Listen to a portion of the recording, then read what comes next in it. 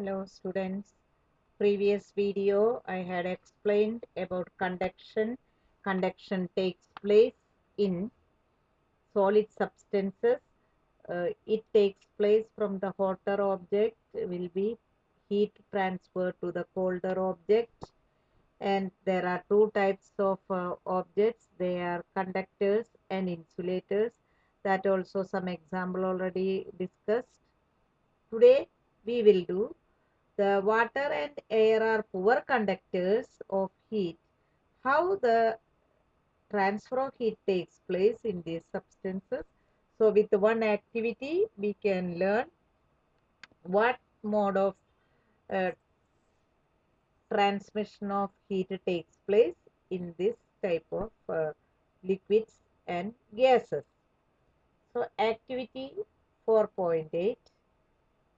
Here you can see one round bottom flask. If round bottom flask is not available, then we can take a beaker also, fill it with a 2/3 with water and place it on a tripod, or make some arrangement to place the flask in such a way that it can be heated by placing a candle below it.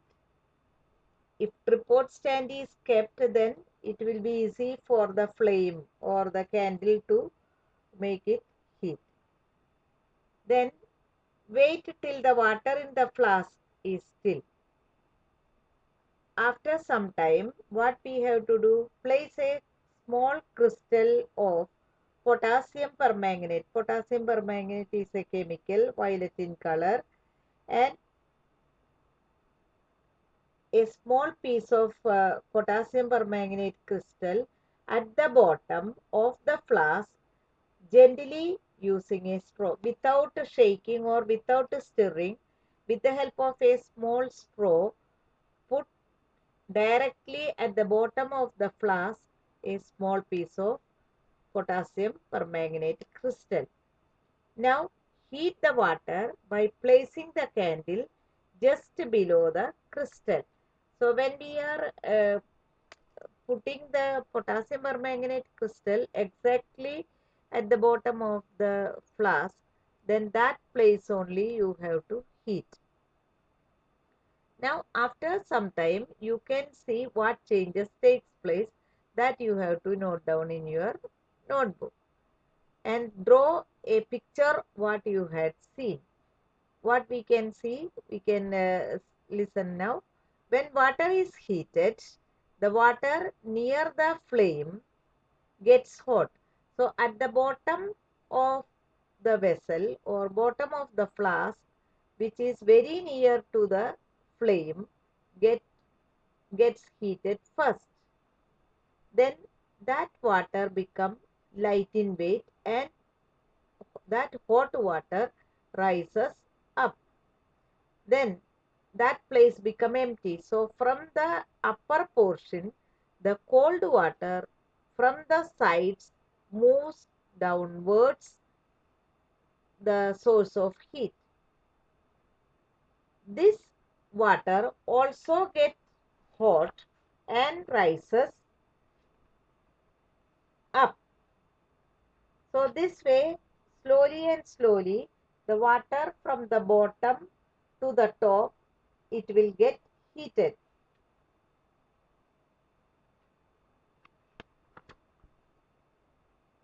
This process continues till the whole water gets heated. When at home also, if you will make tea or coffee, you can see when the water start boiling, you can see bubbles are coming from the bottom towards up, and from the up it will go downwards. This mode of heat this mode of heat transfer is known as convection. So what is convection? The process of moving of molecules from the hotter region to the colder region and transfer heat from one end to another end. That process is known as convection. It takes place in liquids and gases. Now, how does the heat travel in air? That we will study next part. So here, what activity we had done?